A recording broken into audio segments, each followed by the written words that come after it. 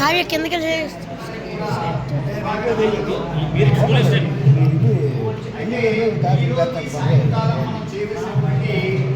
విషయం ఏంటనేది కొద్దిగా మనం తెలుసుకుంటాం.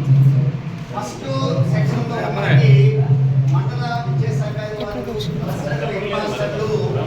మనకి ఆ వివిధ పాఠశాలల్లో మనకి 10th క్లాస్ అంటే సీట్, అలాగే విద్య క్లాసుల్లో 6, 7, 8, 9, 10 సిడి స్టూడెంట్స్ అనేటువంటి వాళ్ళు ఎంతమంది ఉన్నారు ఏ క్లాస్లో, ఆ సిడి స్టూడెంట్స్ ని మనం ఏ చర్యలు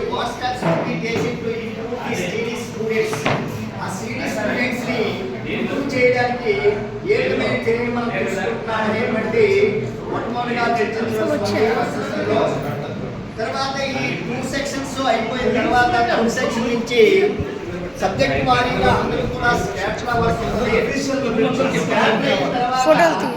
ఫస్ట్ సిలబస్ కంప్లీషన్ వివిధ పాఠశాలలో ఆ సబ్జెక్టులో సిలబస్ ఎంతవరకు కంప్లీట్ అయ్యింది అనేటువంటి డిస్కస్ చేయవలసి ఉంటుంది.